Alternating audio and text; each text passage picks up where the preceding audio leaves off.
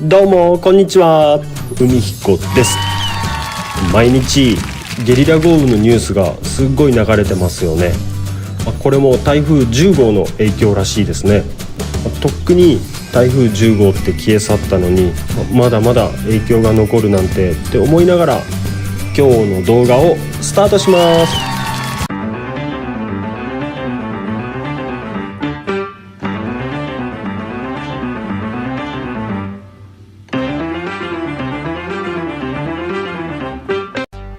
はい、今回はですね、以前にタイ国際航空のエアバス機 A380 というですねオール2階建ての、巨大飛行機なんですけど、その A380 のファーストクラスに登場した時の記録です。タイ国際航空といえばですね、新型コロナの影響で事業再生の申し立て今してますよね。まさかこんなことになるなんてとですね、本当に思いもよらなかったことなんですけど、せっかくですね過去にファーストクラス乗ったので、その時の備忘録も兼ねて今回の動画にしました。まず A380 という機材なんですけど、ご存知ですかね。これは日本の航空会社では ANA が3機保有しています。ハワイ線だけに投入するっていう予定でですね、本来スカイマークが買ってたのを、経営再建の過程で ANA が買い取ったっていう形なんですが、すでにもう日本にこの A380 やってきているんですけど、これまたコロナの影響でハワイにはまだ飛んでないのかな、飛んでないようですね。この前 A380 で遊覧飛行したみたいなニュースがありましたが、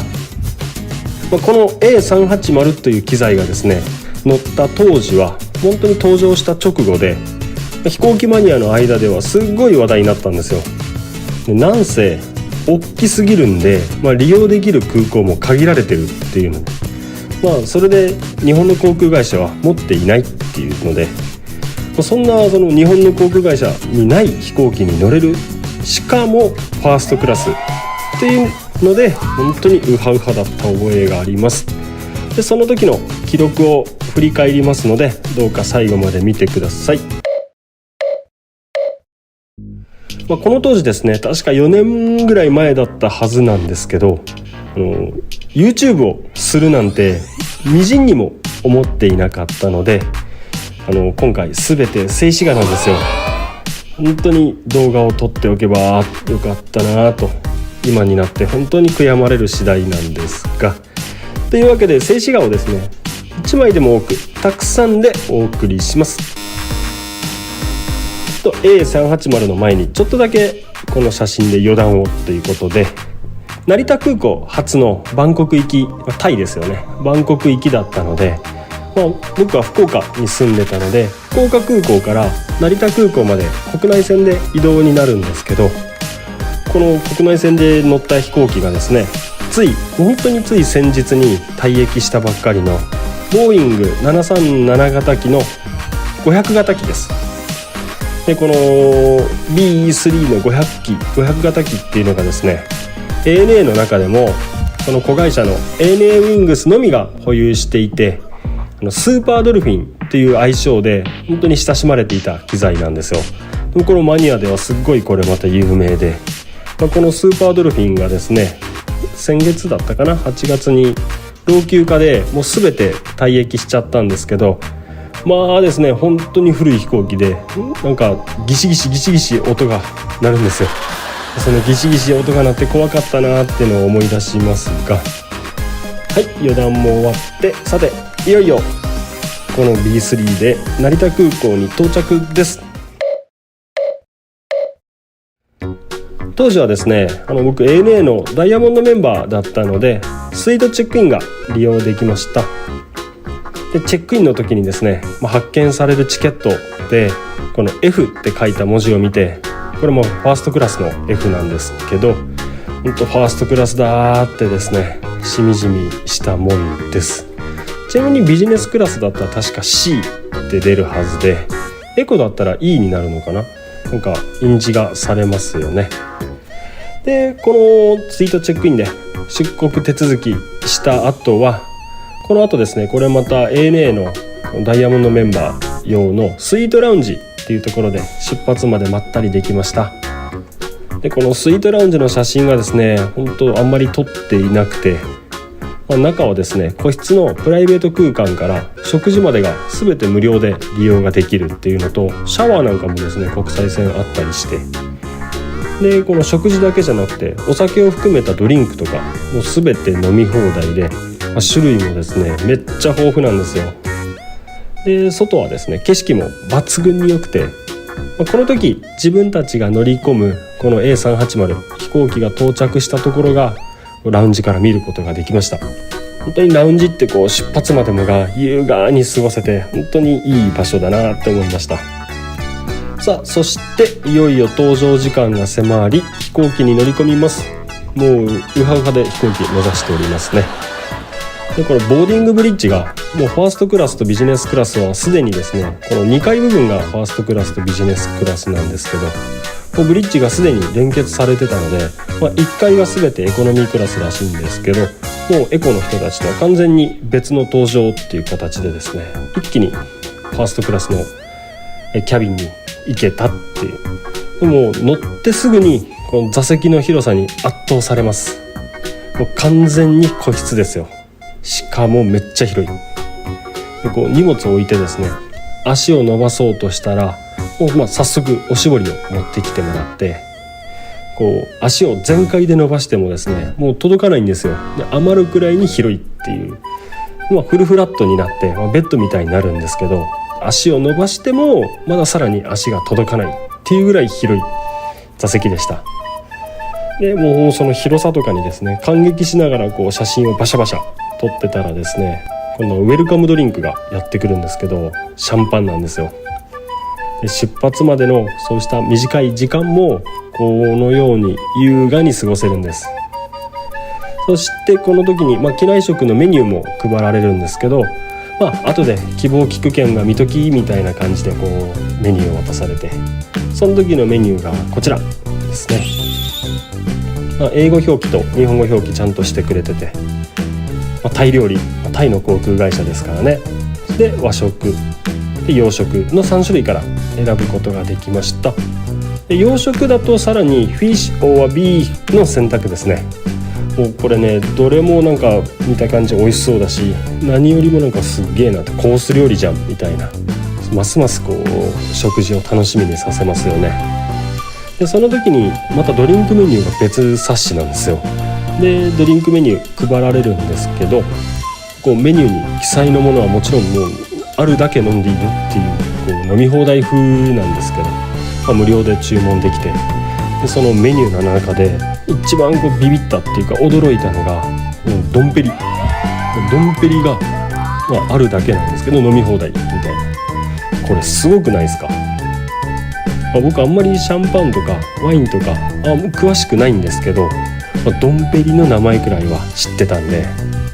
その有名なドンペリが飲み放題というか、もうこれ頼んで OK だよってなると、もうどれだけこれ機内で飲んでくれるのかなって感じですよね。でそうこうしてたら飛行機のドアも閉まり、いよいよ出発の準備ということで、非常用設備の映像が流れます。飛行機もちょっとずつ動き出して、プッシュバックっていうんですかね、後ろ向きにバックするの。